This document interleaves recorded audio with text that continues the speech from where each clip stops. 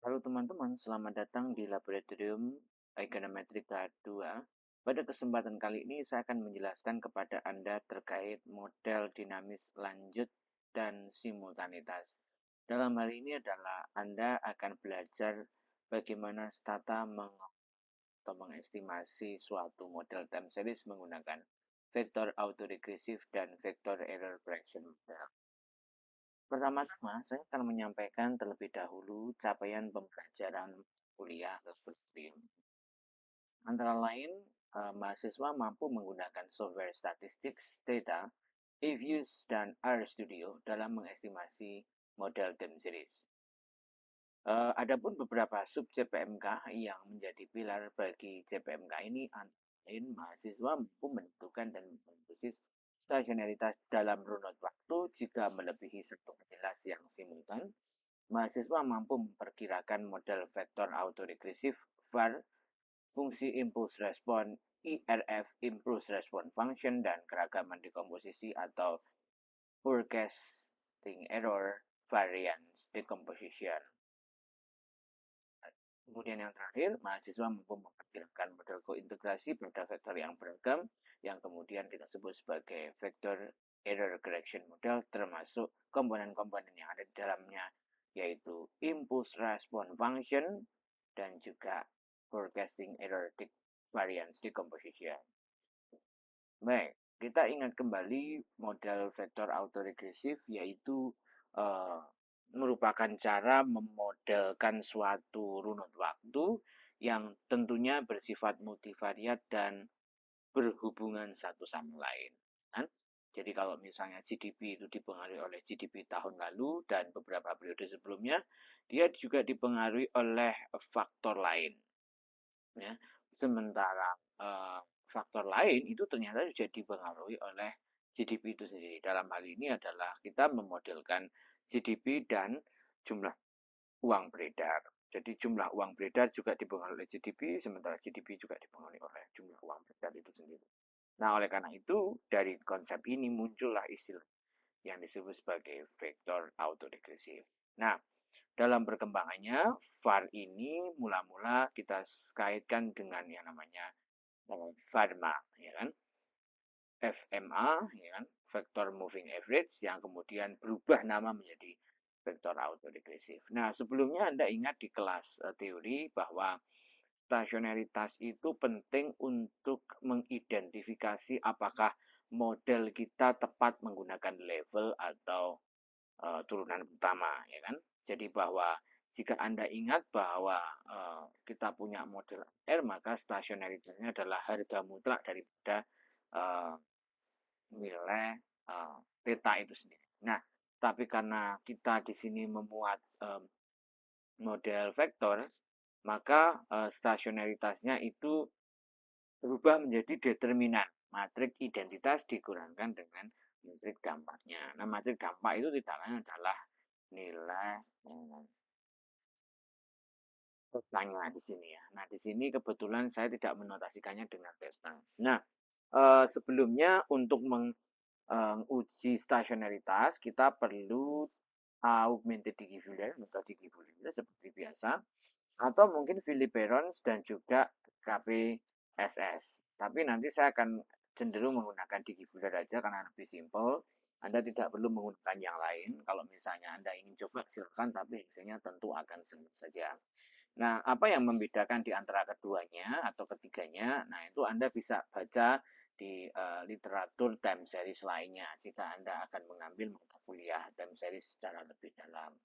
Nah, kemudian vektor autoregresif ini secara umum kita bisa menyatakannya sebagaimana berikut ini. Jadi, YT sama dengan C, di mana C adalah vektor konstanta, dan alpha 1 ini adalah metrik dampaknya setiap periode. Ya, kemudian YT ini adalah vektor yang memuat direct waktunya, dan epsilon T merupakan suku T-nya, merupakan vektor daripada suku kali. Untuk mengestimasi VAR sebetulnya kita cukup menggunakan komen VAR di dalam stata. Nah, jangan untuk memodelkan itu kita memerlukan uji stasionaritas dulu, apakah dia stasioner di tingkat level atau tidak. Nah, tapi sebelum itu Anda ingat bahwa sebelum melanjutkan ke var, Anda harus menggunakan perintah tsset untuk menyampaikan kepada data bahwa data kita adalah root. Nah, ini ada beberapa hal yang harus Anda pahami untuk mengestimasi var, termasuk nanti untuk mengestimasi VICM. Yang membedakan adalah untuk var adalah var demikian, VICM, VIC begitu saja. Nah, jadi untuk var shock kita akan gunakan sebagai upaya untuk memilih jumlah leg optimal. Kalau di ARDL leg optimal kita tentukan melalui AIC ya, ASBIC, GIC, dan lainnya. Sementara untuk ini nanti kita akan menggunakan LM dan VARSOC ya untuk menentukan apakah ya secara AKIG Information Criterion itu sudah memenuhi atau tidak. Selain itu kita juga bisa menguji stabilitas VAR apakah dia di dalam lingkaran atau tidak dengan menggunakan komen VAR stable ya. Selain VAR stable, Anda juga bisa menguji menggunakan kausalitas Granger. Apakah dia berhubungan secara kausal atau tidak kan gitu ya. Nah, selain itu Anda juga bisa menguji autokorelasi residual. Nah, tapi ini sifatnya opsional, artinya Anda boleh menggunakan ini atau bahkan tidak, ya, bebas saja. Nah, untuk mengestimasi model ini, mula-mula kita akan gunakan komen ini, ya. Saya akan menggunakan dataset yang sudah ada sebelumnya, ya. Ini dataset saya bulan, ini ya. Dataset saya copy, saya masukkan ke Stata, gitu ya. Saya masukkan ke Stata. Nah, saya paste seperti ini aja. Nah, ini datasetnya sudah masuk ya, teman-teman. Hanya saja kalian harus mencari tahu tentang apa itu komponen-komponen logaritma naturalnya, gitu ya. Nah, untuk itu kalian bisa mengubah atau mendefinisikan variabel baru, yaitu generate apa namanya, generate len M dan juga R. Nah, M itu adalah jumlah uang beredar dan R adalah suku bunga, ya. Jadi saya akan generate dulu nanti ya setelah TS-LAN gitu ya. Saya akan generate setelah TS-LAN. Oke, pertama-tama kita bikin dulu duvalnya, teman-teman. Nah, silakan Anda beri nama. Seperti biasa, saya langsung saja nomor 1 setup waktu, ya kan? Nah, generate time itu sama dengan, nah kita harus tahu dulu di sini datanya merah menunjukkan apa. Oh, ini M, berarti monthly. Ya, berarti monthly. Monthly itu adalah year, IM seperti ini ya. Kenapa kok year? Karena variabel yang merah tadi itu namanya adalah year, ya kan? Ya, oke, saya jalankan nanti setelah selesai. Nah, setelah itu apalagi kita format time persen tm dan juga ts set time, ya kan? Ini kita jalankan semuanya, setup waktu sampai selesai. Nah, kalau sudah nanti akan muncul demikian. Kita bisa definisikan dengan TS line. Kita cari tahu dulu ya hubungan antara ini dan ini itu sebetulnya seperti apa sih gitu ya. Nah, kita bisa lihat secara grafik. Nah, ini R ini suku bunga ya, suku bunga cenderung ada di level antar angka satuan gitu ya. Kita nggak bisa katakan bahwa ini tidak dipengaruhi karena jumlah uang beredar lonjakannya cukup drastis gitu ya. Kalau Anda bandingkan dengan GDP mungkin relevan, tapi kalau dibandingkan dengan suku bunga harus dikecilkan dulu. Ya, berarti sekarang saya coba TS line untuk R aja. Nah, kita ingin tahu sebetulnya pattern daripada R seperti apa. Nah, R ternyata bentuknya demikian. Suku bunga ya ini ya, suku bunga acuan. Nah, selanjutnya kita berarti mendefinisikan variabel ya. Oke, berarti yang kedua definisikan variabel yang diperlukan. Misalnya generate len M itu sama dengan len daripada M. Ini ya. Nah, ini kita definisikan dulu. Nah, kalau sudah, nah saatnya kita uji stasionaritas. Ya. Jadi kita uji kan? Uji stasionaritas. Nah, berarti kita defuller daripada len M tadi tren ya bentuknya. Kemudian ini untuk yang digifuller aja, tapi kalau misalnya kita ingin augmented digifuller, maka Anda bisa menambahkan apa biasanya lag-nya sampai berapa, misalnya lag-nya 12, terus kemudian ya lag-nya 4 aja lah ya, 4 kemudian regress. Nah ini biasanya langsung augmented kalau ini. Kalau ini augmented digifuller. Coba saya jalankan dulu aja. Nah, ini augmented digifuller dan hasilnya itu tidak stasioner ya. Oke. Jadi dia tidak stasioner di tingkat level ya untuk len M. Jadi nanti Anda bisa bikin tuh di apa namanya? Di Word Anda itu ya bahwa dataset ini itu sebetulnya stasioner apa enggak sih gitu. Nah, karena time series tentu harus ada seperti ini ya. Seperti ini ya. Nah, karakteristik data time series itu selalu ada tabel 1 stasionaritas. Nah, cuman untuk lag optimum itu tidak secara langsung disertakan. Jadi ini saya hapus saja. Nah, tadi nama variabelnya adalah len M. Ya, len M itu ada di 3,98 sekian, ya kan? Nah, selanjutnya len R, sorry, bukan len R ya, tapi R aja. Nah, kalau R aja berarti sama ya, kita mau menggunakan defuller lagi, tapi untuk variabel untuk log natural money ya. Oke, sekarang kita punya R sama berarti DF untuk log bukan untuk suku bunga. Suku bunga ya, untuk suku bunga. Nah, kita jalankan juga berapa sih nilainya. Saya ingin tahu ya nilainya. Oke. 0,5 dan tidak stasioner. Jadi dia tidak stasioner di tingkat turunan tingkat pertama, sorry ya, tingkat level ya.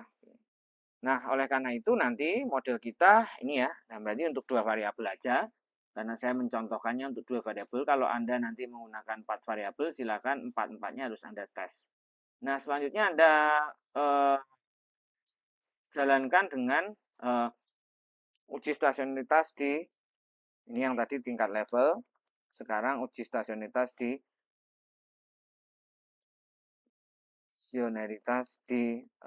turunan pertama. Ya, berarti kita bikin ini ya, di turunan pertama itu berarti D titik gini ya. D titik seperti ini. Harapannya adalah kita akan cari tahu di turunan pertama apakah stasioner atau tidak ya. Nah, ternyata di turunan pertama hasilnya seperti ini ya, teman-teman ya. Oke, ini stasioner ini, masih stasioner. Oke, tetap stasioner tetapi di bawah 10% ya. Nah, ini tetap stasioner tapi di bawah 10%. Yang ini sekian. Oke ya, jadi ini stasioner di tingkat level. Stasioner di tingkat turunan pertama. Kemudian tabel 1 adalah, tabel kedua adalah menginformasikan apa biasanya. Nah, oke, kita lihat di sini. Jadi yang kedua adalah kita harus menyajikan apa namanya pemilihan lag ya di dalam var itu sendiri. Nah, untuk memilih lag, teman-teman bisa menggunakan komen varsok gitu ya. Di dalam model ini kita bisa menggunakan komen varsok. Nah, oke, caranya berarti di sini Anda tulis saja di sini. Berarti ini langkah ke-5 ya. Uji lag optimal var itu berarti caranya adalah varsok daripada variabel yang kita minati yaitu d len m ya kan dan d len r. Nah, seperti ini ya. Sorry, dr ya. Nah, ini contoh-contohnya ya. Jika saya menggunakan variabel yang saya inginkan. Nah, ini kalau yang di bahan tayang saya itu menunjukkan variabel lain ya. Kalau saya menggunakan variabel yang saya inginkan aja yaitu len dari ini dan juga suku bunga. Nah, kenapa menggunakan D? Karena dia stasioner di tingkat turunan pertama. Jadi kalau misalnya di tingkat level sudah stasioner, maka var shock-nya adalah level itu sendiri ya teman-teman ya. Jadi tanpa ada D-nya. Nah oke, sekarang kita jalankan ini var shock ya. Nah, eh, nah ini hasil var shock-nya berarti dia maksimum lag-nya ada di, ya ini Anda copy aja var shock ini. Optimum lag-nya Anda bisa crop dan masukkan. Biasanya di situ juga diselipkan, boleh diselipkan exogenous, seperti ini. Exogenous yaitu waktu, waktunya adalah time. Sebenarnya boleh seperti ini ya, biar kita trending, intinya begitu. Ya, jadi ini yang versi akibat kita mengeluarkan waktunya. Agak sedikit berbeda ya, sedikit saja, tapi intinya lebih precise karena kita keluarkan time trendnya kan. Oke, nah ini sekarang saya kirimkan ke sini untuk ditampilkan di uji lag optimal. Nah, uji lag optimalnya seperti ini ya teman-teman ya. Nah, ini lag optimal. Teman-teman bisa menulis ulang nanti di dalam Stata gitu ya. Moga-moga bisa ya kalau di Varsok itu. Ini asdok aja. Stok coba di asdok dulu. Bisa nggak di Varsok? Ini asdok ya kan, untuk lag optimal. Semoga bisa. Nah, ini adalah lag optimalnya ya. Oke, ini seperti ini ya teman-teman ya, versi asdoknya lag optimal. Nah, teman-teman bisa ambil ini hasil lag optimal ini, tapi dengan syarat ya dirapatkan dulu ininya, apa namanya? Ini dirapatkan dulu supaya tidak ya. Nah, ini bisa diambil kirim ya. Ini contohnya. Saya tidak mengambil ini biar cepat saja. Nanti silahkan dicoba ya. Oke. Nah, langkah berikutnya adalah karena lag optimalnya kita sudah ketahui yaitu 4, ya kan? Betul ya, 4. Oke. Maka langkah berikutnya adalah kita mengestimasi VAR. Ya, berarti sekarang estimasi VAR-nya. Nah, berarti VAR-nya ini ya. Langkah ke-6 berarti estimasi VAR. Berarti VAR basic yaitu uh, itu Delen, ya kan? Delen M dan DR, gitu ya. Terus kemudian lag-nya itu 1 sampai 4 seperti ini, karena kita akan menggunakan 4 periode. Nah, sampai nanti akan keluar seperti ini, dia akan menghasilkan impulse response function. Impulse response functionnya. Nah, sebetulnya dia sudah menyediakan informasi impulse response. Jadi misalnya ini ya, misalnya untuk yang bisa kita ketahui ya sebetulnya, ketika ada shock di apa namanya jumlah uang beredar, maka suku bunga akan berangsur-angsur mengalami kenaikan. Berangsur-angsur mengalami kenaikan. Ya. Kemudian dia menurun dan stabil ya setelah di titik tertentu. Nah, di titik tertentu itu yang kemudian agak sedikit tricky, jadi Anda boleh menggunakan sampling IRF nantinya, ya. Oke. Nah, kita akan coba sekarang. Ini tadi saya sudah bisa menghasilkan estimasi VAR-nya ya. Ini adalah estimasi VAR-nya. Berarti cara menginterpretasikannya itu tidak lain adalah ketika untuk periode pertama ini, periode pertama dalam jangka pendek, gitu ya, semuanya dalam jangka pendek, lend money terhadap money sendiri berapa, kemudian nanti terhadap apa namanya, yang ini untuk money, nah ini untuk yang suku bunga. Jadi kalau suku bunganya naik 1%, maka jumlah uang beredar akan turun sebesar 0,0039% dengan asumsi ceteris paribus tersebut di periode itu. Nah di periode sebelumnya belum tentu kita bisa prediksi ya, karena yang akan kita ambil adalah periode itu. Nah kemudian yang periode saat ini lagi dalam jangka pendek ketika suku bunganya naik, itu sebetulnya mendorong suku bunganya juga ikut naik kan gitu kan. Nah itu ya, ini dan ini. Nah, teman-teman juga bisa menggunakan aturan apa namanya var basic ya dengan menambahkan hasdock di sini. Hasdock var basic di sini kemudian kita tambahkan nest replace. Tapi sebelum itu saya mau membuat folder dulu aja. Jadi saya mau bikin folder di sini var dan VECM. Tujuannya adalah biar apa? Biar kita bisa menyimpan dataset yang barusan kita buat itu ke dalam sini ya. Ini tadi berarti harusnya di atas ini ya. CD seperti ini ya. Var VECM saya jalankan aja. Nah, saya akan simpan ini ya. Jadi saya akan save dengan menggunakan var vec.rtf. Nah, ini mau saya simpan, mau saya jalankan.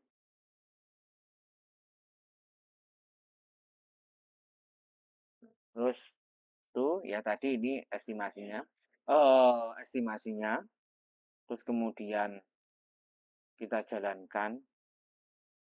Nah, ini apakah sudah terambil atau belum? Nah, ini hasilnya sudah saya nyatakan ya, teman-teman ya.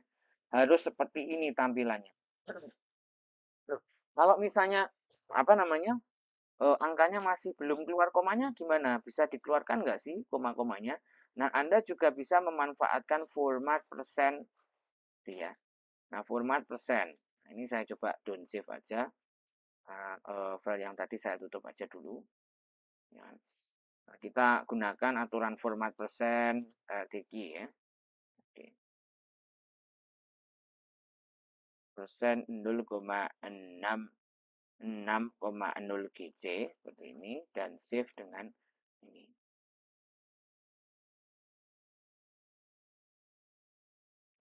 Ya.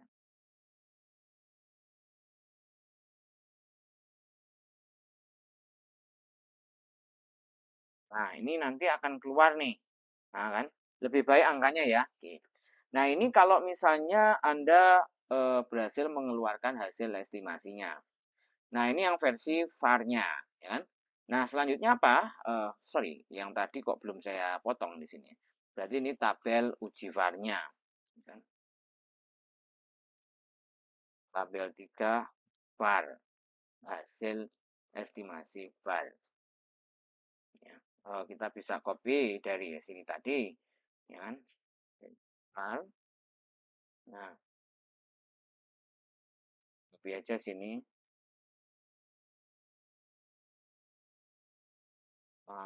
Masukkan sini ya. Nah, silakan ditata aja teman-teman, letakkan di tengah gitu. Nah, untuk uji eh, spesifikasinya, teman-teman bisa tambahkan ke sini. Ya, uji spesifikasinya apa aja? Oke. Nah, antara lain teman-teman bisa mencoba menggunakan uji apa stabilitas gitu ya. Coba kita lihat dulu di sini. Uji stabilitas dan nah ini misalnya uji stabilitas setelah Anda regress dengan var nanti langsung bikin var stable.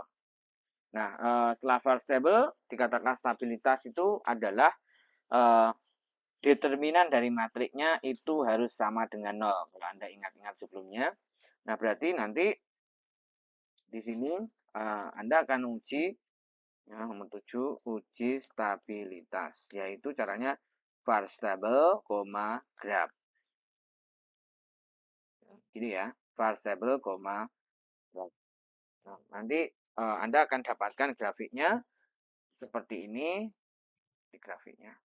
Nah, ini grafiknya ya, berarti semua dataset berada di dalam lingkaran ya. Berarti di sini bisa Anda crop, Anda screenshot ini uji stabilitasnya bahwa model Anda itu stabil ya, teman-teman ya. Jadi model Anda itu stabil. Di sini ya. Oke, berarti di sini contoh untuk gambar 1 uji stabilitas ya. Nah, ini dipaste aja ke sini. Nah, nanti Anda jelaskan maksud dari ini seperti apa. Anda boleh menggunakan asisten ChatGPT untuk bertanya secara jelas dan Anda tulis ulang seperti apa skemanya. Ya. Oke, nah selanjutnya apa lagi? Nah, kita lihat di sini selain uji stabilitas ada yang namanya uji autokorelasi residual, yaitu dengan cara menambahkan var LMAR ya dengan lag tertentu. Lag yang kita minati adalah 4. Berarti nanti kita akan tambahkan di sini uji apa istilahnya?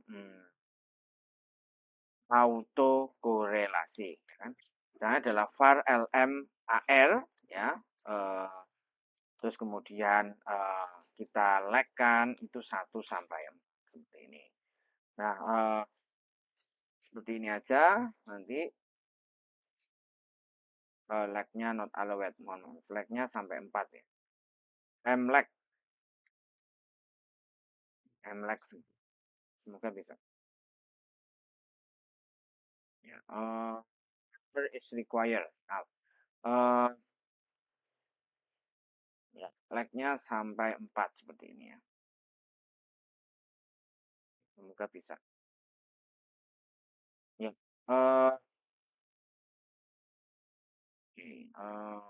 Ini sepertinya ada kendala.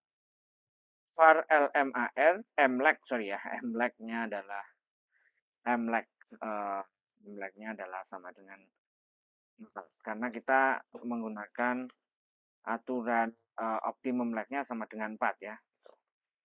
Oke, nah ini informasinya Anda sudah dapatkan ya. Jadi betul bahwa autokorelasinya ada di lag keempat saja. Model kita berarti sudah valid karena lag-lag sebelumnya tidak mengandung autokorelasi, gitu ya. Oke, nah ini berarti Anda crop ya, Anda tempelkan di Word Anda ukurannya ini, kan? Nah berarti nanti gambar kedua itu uji autokorelasi, ya kan?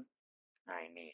Nah kalau di autokorelasi Anda ingat ujinya menggunakan row, tapi row-nya row kompleks karena row matrik kan gitu kan. Saya tidak mengajarkan row matrik, tapi Anda sudah saya ajarkan di bagian ARIMA. Bagaimana cara menghitung autocorrelation berdasarkan lag order-nya ya. Nah, oke artinya di sini ada gamma 4, gamma 3, gamma 2, gamma 1 kan gitu. Row maaf ya, row 1, row 2, row 3, row 4 ya. Kalau gamma itu autocovariant.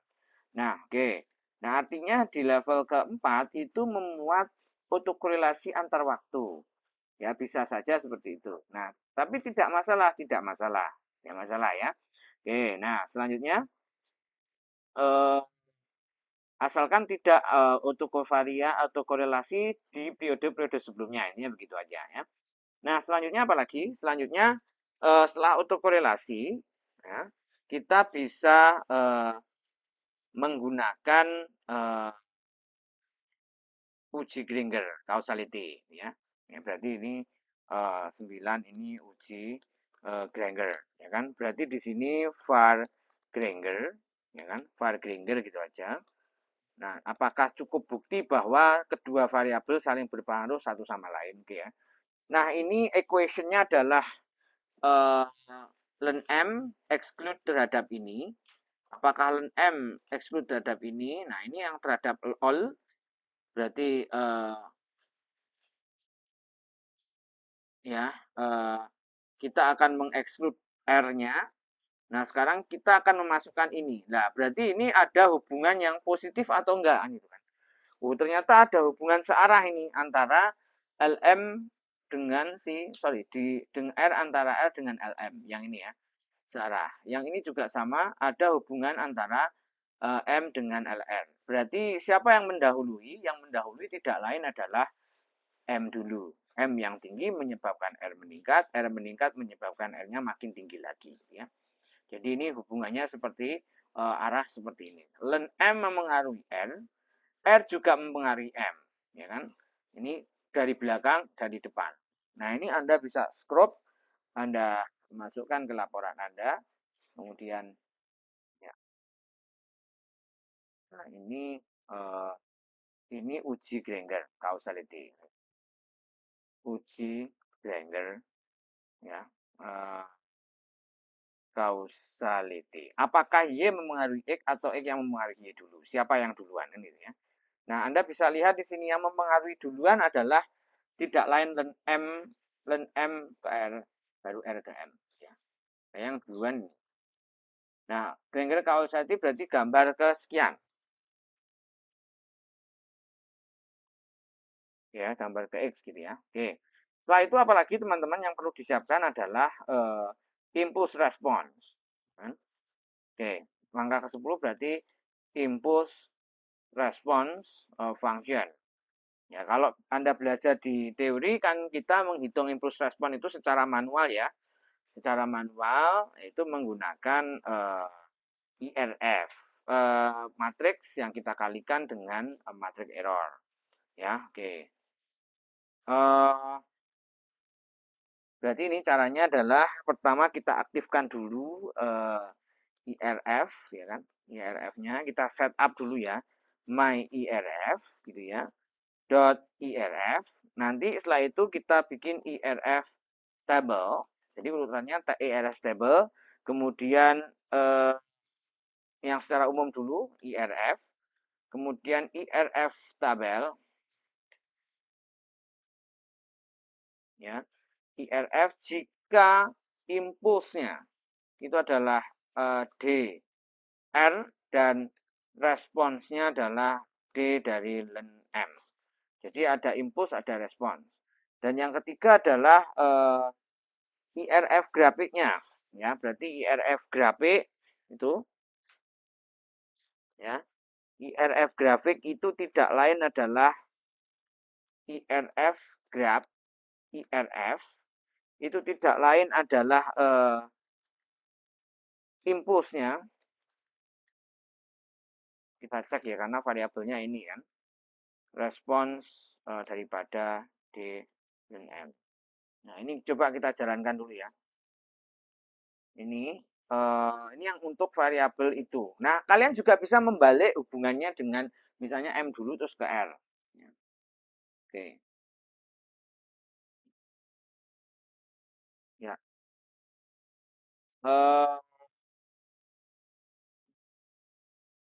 Ya, ini ada yang belum kita aktifkan ya. Sepertinya ya. Apa yang belum kita aktifkan di dalam ini create ya. Coba kita create dulu. Sorry, kita create dulu di sini. Saya lupa ini. Mengaktifkan ini. IRF create IRF ya. Create IRF. Create IRF gini ya. Stepnya mungkin berapa? 10 gitu ya. Atau 20 ya. 20 aja. Kemudian kita beri replace. Ini aja. Ulangi. Nah, bisa nggak ya? Nah, ini bisa nih. Kan? Harus dibikin ini dulu ya. Saya tadi kelupaan. Oke ya, jalankan ini sekarang. Bisa nggak jalan? The error not from result, sorry. Impulse response from IRF result. DR, sorry ya. D titik R baru D len M ya. Nah, ini kesalahan ini. Harus ditulis huruf besar ini. Oke. Seperti ini ya. Enggak bisa. Nah, ini. Tunggu beberapa saat. Nah, oke. Itu tadi untuk yang ininya. Grafiknya. Tabelnya, sorry. Sekarang grafiknya.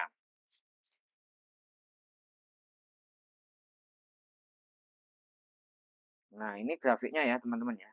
Oke, grafiknya cukup menarik ya ini ya. Berarti setelah kita buat bahwa periode pertama itu belum ada shock. Shock itu terjadi pada saat antara periode ke-0 sampai periode ke-5. Let's say ini periode kedua ya. Periode kedua, makanya Anda bikin stepnya jangan terlalu panjang. Tadi saya bikin stepnya terlalu panjang ya. Jadi ini mungkin ya shocknya terjadi pada saat periode kedua atau kuartal kedua, ya. Kuartal kedua dari pertama kali terjadinya kenaikan suku bunga, ya. Dan pada kuartal ke-6, nah dia kembali normal hingga kuartal-kuartal berikutnya. Jadi ketika Bank Sentral menaikkan suku bunga, gitu ya, ketika Bank Sentral menaikkan suku bunga, maka shocknya akan dirasakan pada kuartal kedua.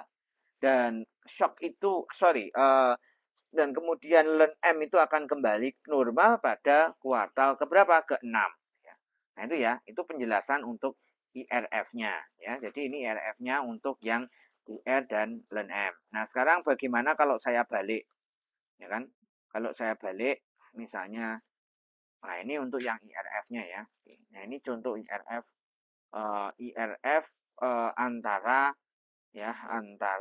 siapa tadi, suku bunga terhadap jumlah uang beredar. Nah sekarang yang kita balik, jumlah uang beredar menyebabkan kenaikan suku bunga nggak sih? Menyebabkan gejolak kenaikan suku bunga nggak sih kalau Bank Sentral seperti itu berperilaku demikian? Nah kita coba sekarang. Nah apa yang terjadi jika suku bunganya saya balik menjadi di belakang? Nah ini berarti ln R. Ini ya. Nah, coba kita jalankan aja. Apa yang terjadi? Coba mari kita lihat. Nah ini. Nah, jadi kalau misalnya jumlah uang beredar dalam jangka pendek terjadi kenaikan, ya 1%, maka sebetulnya gejolaknya dirasakan di triwulan misalnya triwulan ketiga dan triwulan ke-6, dan dia baru bisa kembali normal setelah triwulan ke-10. Jadi di triwulan-triwulan tersebut Bank Sentral masih akan menaikkan atau menurunkan suku bunga gitu ya. Ini ya teman-teman ya, shocknya itu seperti itu. Tidak hanya Bank Sentral, tapi ini juga akan direspon oleh bank-bank umum. Kalau misalnya terjadi kenaikan JUB. Nah ini berarti impuls respon JUB terhadap suku bunga. Itu ya. Jadi ada dua pengaruh ya dari sini. Impuls respon yang pertama itu antara suku bunga terhadap JUB, dan impuls respon yang kedua adalah ini. Nah ini kalau di kelas dulu saya ngajarinya pakai matriks, dihitung manual kan gitu ya, dihitung manual. Nah sekarang Anda menghitungnya menggunakan aplikasi dengan horizon yang cukup banyak. Jadi horizon itu stepnya kalau di sini ya. Nah, oke, langkah berikutnya apalagi teman-teman setelah IRF, ya kan? Nah, ini berarti tadi saya beri catatan ya, dampak SB terhadap JUB. Kalau ini berarti dampak JUB terhadap SB. Nah, sekarang kita bikin variance decomposition-nya, ya kan? VED-nya. Nah, berarti kita bikin IRF VED, ya kan? Berarti ini langkah ke-11 adalah VED, forecast variance error decomposition, kebalik ya, forecast error variance decomposition. Nah itu berarti kita bikin IRF tabel, VED FEVD, terus kemudian IRF untuk grafnya itu VEVD, FEVD, koma, lah ini impulsnya juga sama ya, saya akan jalankan yang ini dulu ya. Oke, seperti apa sih gambarnya kalau misalnya kita jalankan. Nah ini untuk VED-nya ya.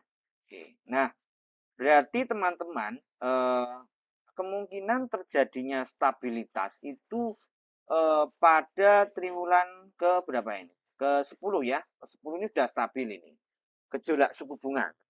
Jadi kalau misalnya ini kita bicarakan, ya ini gejolak suku bunga mungkin akan cenderung membaik. Ini varian FEVD-nya ya.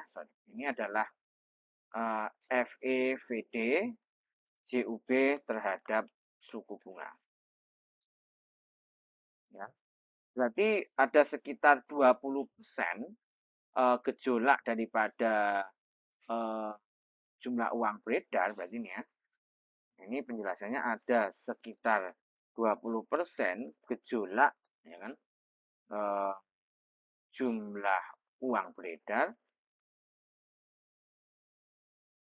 ditopang oleh SB. Ya, berarti sisanya, ya kan, sisanya dijelaskan oleh selain SB. Nah, jadi di luar SB itu yang memengaruhi jumlah uang beredar tinggi itu ternyata masih banyak lagi gitu kan. Ya, oke. Nah, dia baru bisa stabil itu pengaruhnya itu setelah ya baru bisa stabil setelah TW ke-10 kan gitu. Nah, ini untuk yang CUB. Nah, sekarang gimana kalau dibalik? Bisa nggak kalau dibalik? Kalau dibalik berarti gini ya. Oke. Sekarang len M-nya, len R-nya di sini. Ya. Ini, ya, oke, seperti ini. Nah, ini ya. Nah, dia naik terus, kemudian, nah, ternyata teman-teman, pengaruh daripada gejolak suku bunga, gejolak, iya, suku bunga itu eh, sekitar nggak sampai 10% ya, 6% ditopang oleh ini. Ya, berarti kenaikan suku bunga ini sekarang yang FED ya, FEVD CUB terhadap suku bunga. Nah, ini berarti sekitar 6%, ya, 6% gejolak CUB ditopang oleh siapa namanya? CUB. SB, sorry ya, ini tadi SB ya. SB, suku bunga ditopang oleh CUB. Ya, jadi kalau boleh kita katakan bahwa CUB itu menyebabkan SB bergejolak itu hanya 6%, sisanya di luar itu kan. Oh, berarti ada faktor lain. Misalnya apa nih? Itu yang harus Anda cari tahu melalui berbagai faktor. Jadi apakah betul itu faktornya itu saja atau bagaimana? Nah, karena datasetnya itu tadi kurang lebih demikian, kita perlu melakukan step berikutnya, yaitu apa itu? Tadi ini impulse response ya, teman-teman bisa buat nih stepnya berapa, ya kan? Nanti disimpan berapa, apa namanya impulsnya apa? Ini sudah saya sertakan di sini, termasuk VED juga sudah saya sertakan. Nah, nah selain itu teman-teman bisa membuat nih untuk yang kointegrasi. Yang terakhir ya, ini kointegrasi ya. Nah, kointegrasi itu berarti kita harus menguji dulu VEC rank. Ya kan? Nih, VEC ranknya diuji dulu. Nah, tadi kita sudah punya, berarti step yang berikutnya adalah kointegrasi. Nah, berarti VEC rank. Nah, VEC rank nama variabelnya apa aja? Nama variabelnya adalah ini, kemudian lag-nya itu, ya kan? Lag-nya itu berapa? Lag-nya. Itu lag-nya. Nah, lag-nya 1 sampai 4 ya. Nah, ini mungkin di trace gini ya.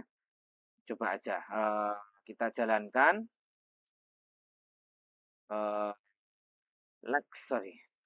Kurang S ya. Lags. Nah, invalid number. Hmm, ini.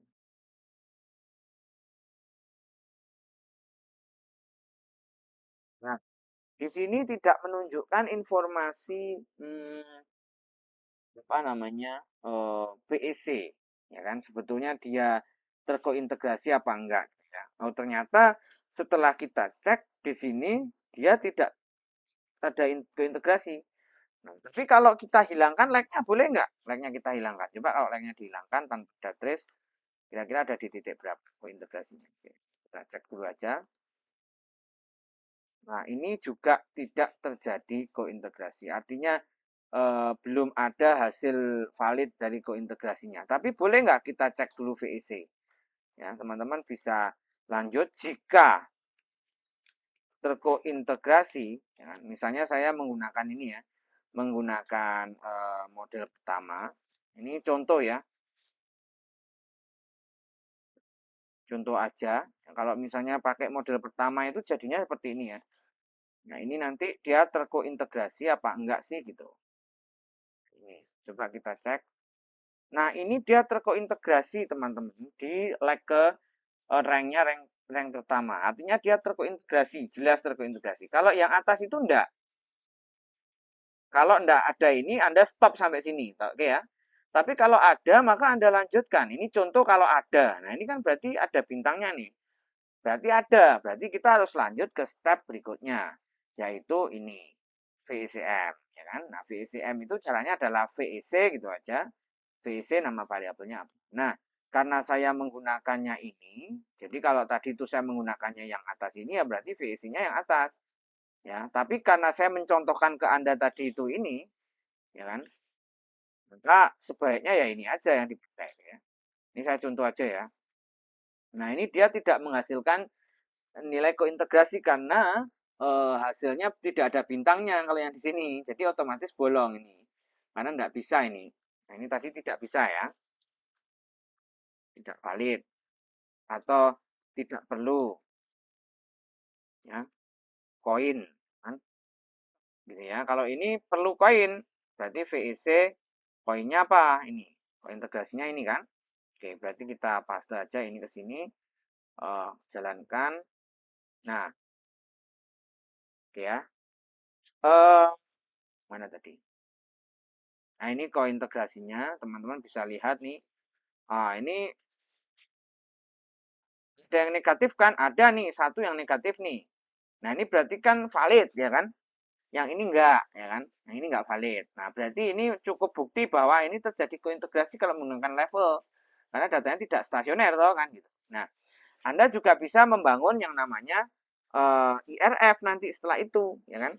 Ya, jadi kalau setelah VIC Anda bikin IRF-nya. Ini contoh aja.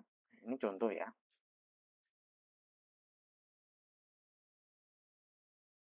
Ini contoh ya. Bikin IRF-nya. VIC. Nah, VCM. Apa itu? Caranya adalah IRF set VEC underscore EG, beri nama gini aja biar gampang ya. Replace, kemudian apalagi create ya, IRF create VEC underscore EG. Ya. Lihatnya 10 aja, kemudian replace. Ya.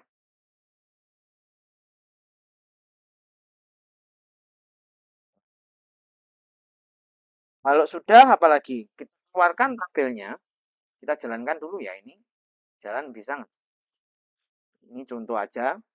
Nah, kita buat nih sekarang yang IRF-nya. Berarti IRF table. Ya, IRF table. Terus kemudian FEVD.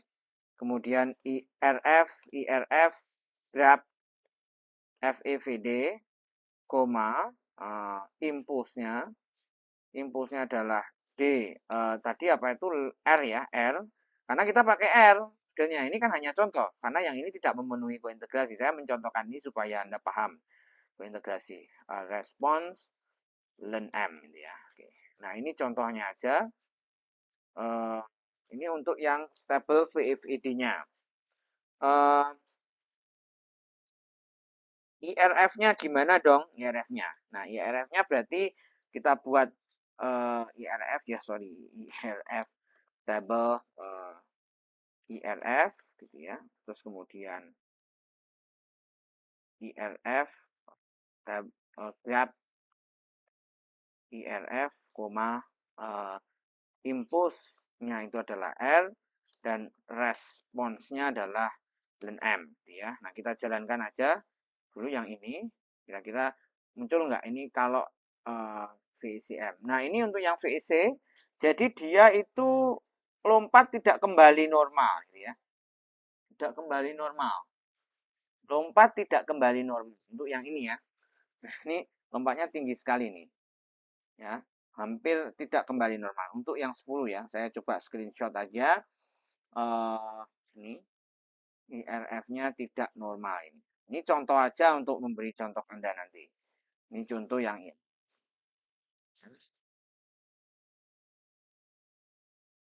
contoh IRF untuk VAR, VECM. Nah, untuk yang VECM ya, teman-teman. Nah, ini berarti ini artinya eh, gejolak gejolak M, nah ya, JUB tidak kembali setelah periode ke-5 atau 6 ya, ke-7 ya. Justru malah meningkat. Ini sebetulnya Anda harus cari tahu nih apa yang menyebabkan dia meningkat. Ini belum kembali normal kan. Nah, itu yang versi VEC-nya, ya kan? Nah, sekarang kita coba FED-nya.